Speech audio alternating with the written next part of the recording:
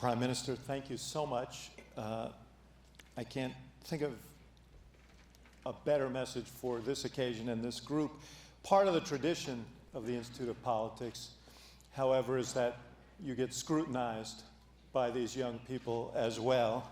And they have sent dozens of questions, and I've filtered a few here.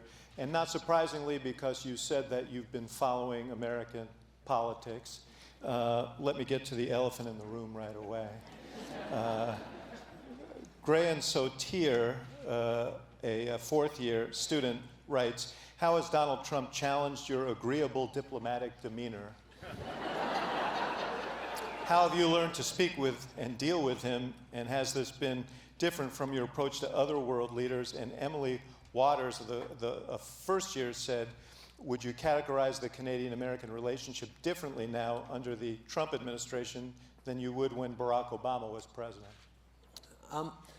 First of all, international relations, and I learned this from my dad, it was one of the tangible things I learned about politics, is often about interpersonal relations, and how I engage with the different leaders really very much depends on how best to engage with them and what the particular situation is. So yes, I deal differently with Donald Trump than I would with Emmanuel Macron or Theresa May or with Barack Obama, because... So what's the secret sauce?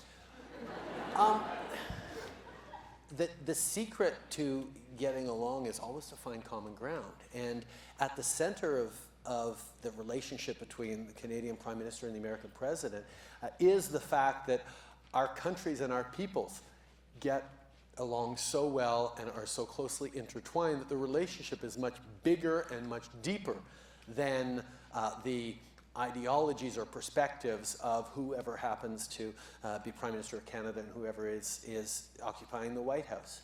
So starting with that as a beginning point, that the relationship is bigger than either of the two of us, is grounding and useful. And the second piece of it for me is that Canadians elected me to do a job, to make sure that they have a better future, a brighter future, that their kids have opportunities, and that their country reflects their values and their priorities in the way we go. Because that is my job, that dictates everything I do.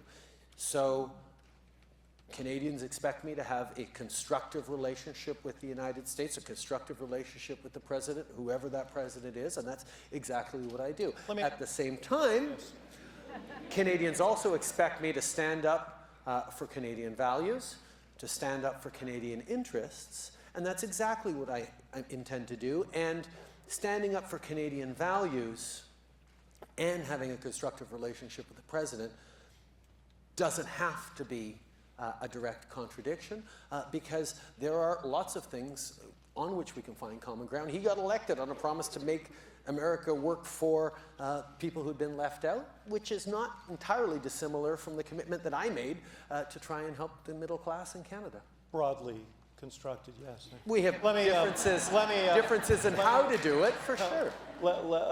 Let me ask you a political question, though, because you pointed out the two kind of imperatives, getting along with America and representing Canadian interests. There was a poll last week that showed the approval rating for American leadership at 20% in Canada now. That's down from 60 a year ago.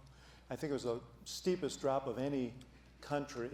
What political problems does that cause for you in trying to strike deals with the President of the United States? I think. And why do you think that is, by the way, that 40% drop?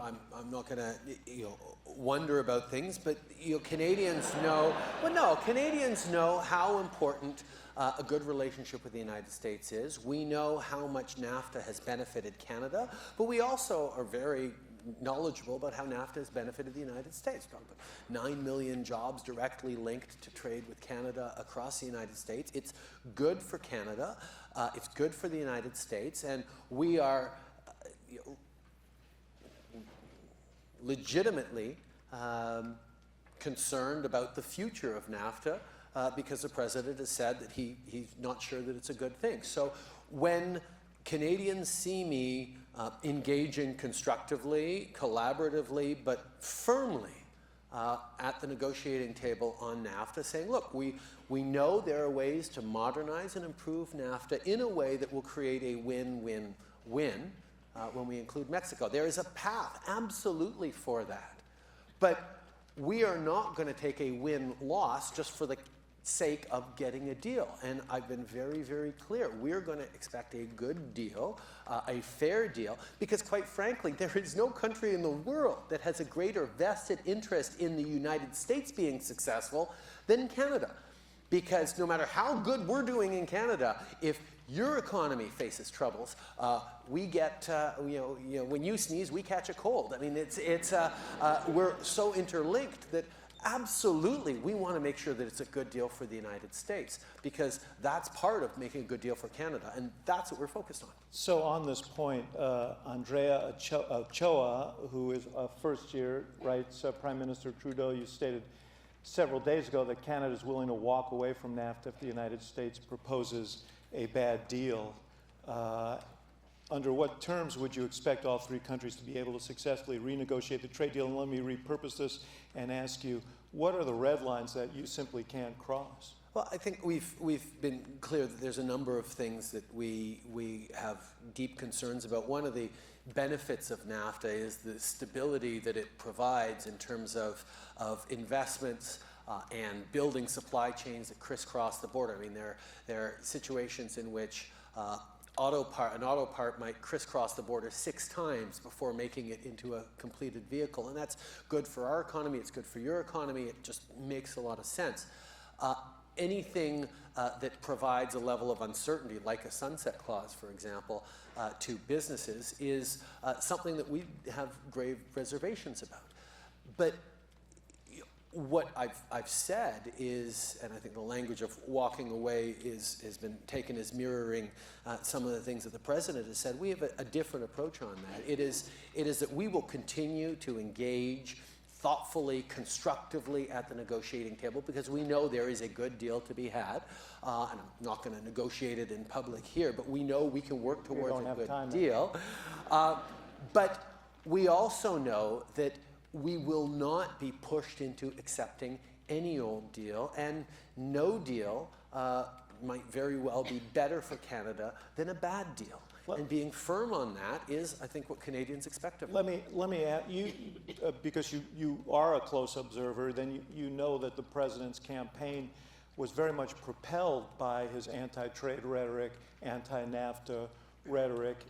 We sit in the industrial Midwest, where many people feel like they were disadvantaged by trade deals in the way that you described in your talk. Are the political incentives aligned properly for him, or isn't there something, as you're a practicing politician, isn't there something in it for him to walk away and say, I kept my promise, I walked away from NAFTA? The problem is the disruption on millions of American jobs, of American families, when suddenly the supply chains that they're part of that exist between Canada and the U.S., and in some cases Mexico, get more difficult, get more uncertain, thickening at the border, means in the short term, even if theoretically there is a better opportunity for a long-term deal, in the short term, that's a lot of families out of work, suffering in a way that I think would be far worse politically. And the challenge we have is not trade deal versus no trade deal. It's how do we make sure that we're benefiting citizens and workers who don't feel like they've been properly supported or cared for over the past years. And the right trade deal and proper updating and modernization and improvement, to take a concrete example, the way we're pushing for improved labor standards around NAFTA is not something that will massively impact the Canada-U.S. dynamic, because we have very similar labor standards, very similar approaches, and very similar economies. But if we can raise labor standards in Mexico, then there is less of an incentive to move companies there for the extreme low wages, and at the same time, the companies that are there with higher wages we'll create a consumer base that will do a better job of actually buying products from Canada and the United States, and we'll create more economic growth there. So these are all problems that are not intractable. They are problems that require us to sit down and figure out the best way forward for our citizens. And that's very much what we're engaged in. Did the U.S.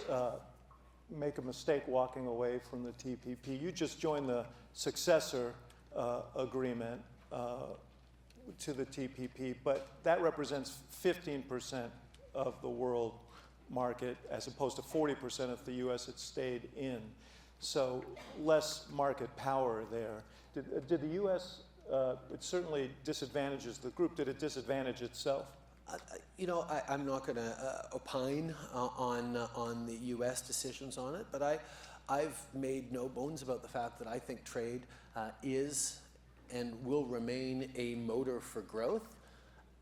The issue is not trade, no trade. The issue is what kind of trade and how do we make sure people are benefiting from trades. And what we did in changes to the now comprehensive and progressive Trans-Pacific Partnership involved things like protection on intellectual property rights, protection around some of our cultural industries, because our cultural industries, particularly in Quebec, where language is a really important identifier and driver of identity, we're worried about the impact that it could have on those sorts of things. We've gotten certain improvements to the approach on autos to make sure that our auto workers are going to do better in the long term under the CPTPP. So we've looked at ways of improving the outcomes in a way that, yes, there are people in Canada who have concerns about a trade deal with Asia and what that's going to have as an impact on their industries, on their jobs. But we also know that the growing economies of Asia are a pivot we have to make as a world to engage with. And I think a trade deal that includes countries like Japan, Australia, New Zealand, and others is a good thing for Canada. And that's why we moved forward and why we're still hopeful that in the coming years, the U.S. will choose to join. Yang Xiang, a first year, asked this. Many people compared your official visit to China last December to Trump's visit last November, saying that your commitment to progressive ideas such as human rights, the rule of law, and gender equality was considered sensitive, therefore not received well by the Chinese government. In contrast, President Trump did sign multi-billion-dollar deals with Beijing while ignoring U.S. traditional values, which his predecessors had upheld. The question is how to engage with authoritarian leaders in this increasingly multipolar world without falling into a credibility trap in exercising moral leadership. It's always a balance. We know that it's easy to, one path is to sort of sit back and say, I'm not going to engage with anyone who doesn't share our values and our progressive ideals. And maybe larger economies can get away with that, but Canada as a country doesn't really get a lot of leverage if we say, well, we're not going to talk to you until you change your system, is not our path for actually bringing about improvements and changes that will meaningfully improve outcomes for people. So we feel that thinking about how we engage in a responsible way, that yes, looks for economic opportunities for our citizens. I mean, we're very interested in some of the opportunities for our small businesses, for agricultural producers to sell into the growing Chinese middle class market. But we're not going to back off on saying, look, we believe that a free, informed populace is essential through a free, independent media. These are essential pillars of success and freedom in society, and we're not going to flinch too much on that. We're going to respect that you have a different view on it, but we're going to find ways where we can stand true to our values and create benefits for our country and perhaps some benefits for your citizens that will see that there are other ways of doing things that might be better down the road. It came up again this week in the story that Canada's selling 16 combat helicopters to the Philippines. You were very critical of the Duterte regime, they didn't much appreciate it when you were there on that same trip to Asia. It's been criticized by some human rights advocates and some of your political opponents. Do you have any concerns about giving him weaponry that could be used against his own citizens? Absolutely. We have very clear rules around who and what we can sell, either arms or potential military vehicles like helicopters, and controls on what they intend to be used for and checks on how they are used. And we're going to make sure before this deal or any other deal goes through that we are abiding by the rules and the expectations that aren't just sort of values, but that are actual rules that Canadian governments have to follow when we're looking at deals like this, whether it's selling equipment to foreign countries, from arms to whatever, or on investments by different countries in Canada to make sure that they fit within the security framework that we want, that there's not national security interests, and that they're in a net benefit position for Canadian citizens, for workers. So you're satisfied in this case that this We're still in the process of looking at it. I see. This issue of balance, you ran a campaign that was familiar to me. It was more of a movement than a campaign, and it inspired a great deal of idealism. And governing is tougher. So on an issue like the environment, I mean, you have a very strong issue on the environment. You also have a country that extracts energy, and you're dealing with issues of pipelines in your country. How do you make those decisions? Where do you draw the line? You know, we had a big controversy in this country about the Keystone Pipeline to bring oil from the oil sands of Alberta down to the port of Louisiana and so on. What is the standard you use? How do you make that calculus? And how do you keep from disappointing people who say, gee, I thought he'd be stronger than that? Well, first of all, in government, you're going to have to make choices that some people are going to disagree with. And what people look at is, well, what choices have you made, and also what is the underlying thinking, what are the values that drove those decisions. We ran on a platform that said, you know what, those to our left and to our right both say that you have to choose. It's either the environment or the economy. You can't do them both together. But I know, and most people know, that the only way to build the strong economy of the future is to make sure we're protecting the environment at the same time. So that's a nice thing to say, and it's a fundamental principle we live by. But when you actually get around to making those decisions, there were a number of pipeline proposals we looked at. A couple of them we turned down, or one of them we turned down, the Northern Gateway. One of them we approved, the Kinder Morgan TMX pipeline. The people who wanted all pipelines were furious at us for refusing the Northern Gateway. And the people who wanted no pipelines were furious at us, not for turning down the Northern Gateway, but for approving the TMX pipeline. So we made a decision not just looking for a Goldilocks solution, but we actually know that for the first time in Canada's history, we were able to put together a concrete plan, not just targets to reach our climate emission reductions, but a plan to reach those. And that plan involved different things. It involved a national price on carbon pollution, national standards in every region of the country that will actually be met and reduce our carbon emissions. But the flip side of that is we're actually going to get our oil resources to new markets across the Pacific. We'll do it safely and securely through a pipeline, which is better than doing it by rail or by trucks. And the folks on the right are upset there's a national price on carbon. The folks on the left are upset we approved a single pipeline. We actually approved more than one pipeline, but we're doing that because there's a balance. And on top of that, we're putting in world-class oceans protection to make sure that the BC coast is safe. So these things all fit together, and anyone can find issue with one of those decisions. And what I am counting on and hoping on, and I think reasonably confident about, because I know Canadians and I know we're reasonable people. People will get the big picture we're going at, and that faith in Canadians is one that I am confident in. I can't let you go without asking you this.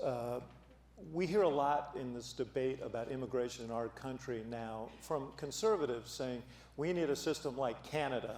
We need a merit-based system. And I read your very fine autobiography, and you were critical of the policies of the conservatives on this. As you said, from the short-sighted restriction of the family unification policy to the mismanagement of the temporary foreign worker program, we are eroding the unique Canadian insight that people come from abroad to find a new life, not just a better job. We should see the newly arrived as community builders and potential citizens, not just as employees.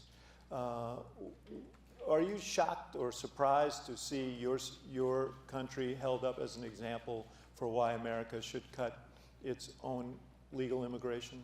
Oh, I think what we've done as a country, but quite frankly, the story of North America's success is the story of people coming here from all around the world and building better lives for themselves. A number of decades ago, we shifted away from judging immigrants on country of origin, instead looked at the skills they brought, and looked at their level of education, looked at a points-based system. Well, if you could speak English or French, you'd have more advantages, and that allowed us to get away from a ethnic or geographically based process. That's what's being proposed, is a shift to that kind of system. Well, for us, that system is part of what has ensured that while part of the world or much of the world is turning away from immigration, Canadians, whether you're anywhere on the political spectrum, mainstream political spectrum in Canada, there is no anti-immigration party that has a single seat in our parliament, for example. We have a broad consensus that immigration has been good for us. And the most important responsibility I have as Prime Minister towards Canadians and immigration is to protect that positive view of immigration. And that means continuing to bring over good people. Yes, we have a merit-based system, but we also have a refugee system that is not merit-based, that brings in people who are among the most vulnerable because, yes, they come with a dearth of language skills or education. They come from war-torn places where their kids are 12 years old, have never seen the inside of a classroom once, and their path to integration is longer. But we've seen it, we have studies on it, but you also have that sense of the stories we hear in our communities. People who come to our countries with nothing from devastation are the ones who are most passionate about working incredibly hard, not just for themselves and their families, but to build strong communities and to give back to this country that gave their kids an opportunity for the future. And that has been an incredible lever of success in Canada. Canadians get that, and lots of Americans get that. So protecting that and demonstrating that we can continue to make that work without compromising on security, on making sure that we're investing in the kind of training and language acquisition that is going to give them the tools to succeed, remains an incredibly important element of what Canada's doing well. You accepted 35,000, is that right? A little over 40. And how are they being assimilated? Some of them are doing great. Some of them are finding it really tough.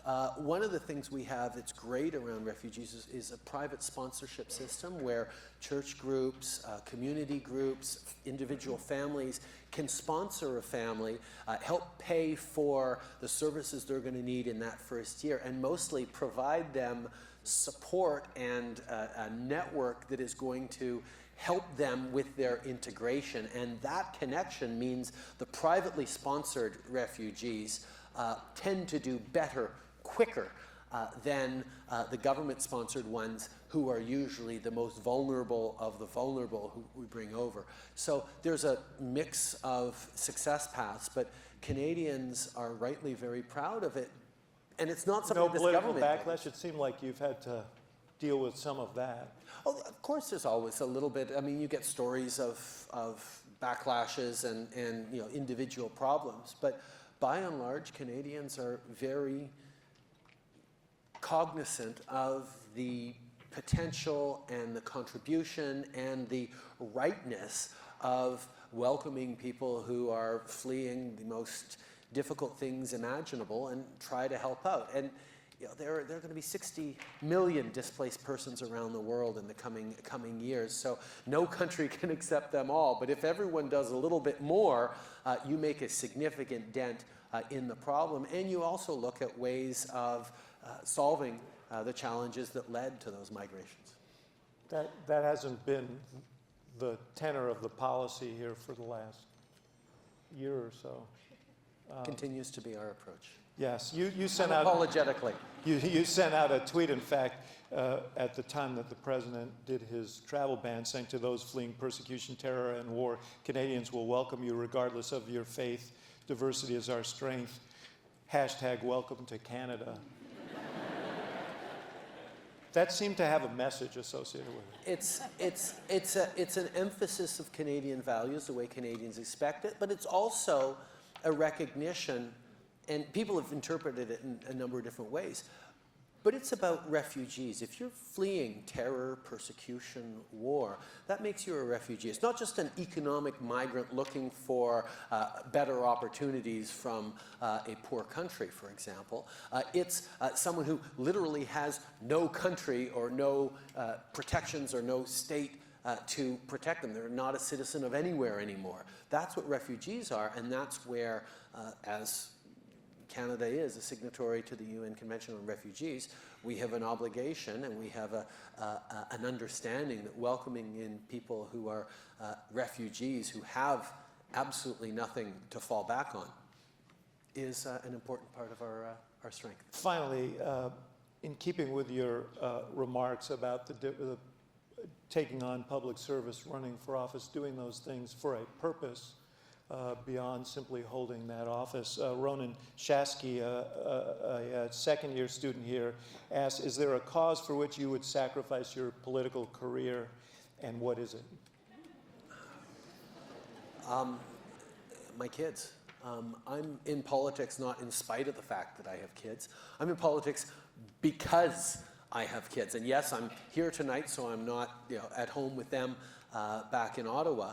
And that cost on me and on them for not having their dad as home as often as they'd like and having to share him with the country in many ways has to come with an understanding for me that what I am doing is going to lead to them and their generation having a better life and a better future.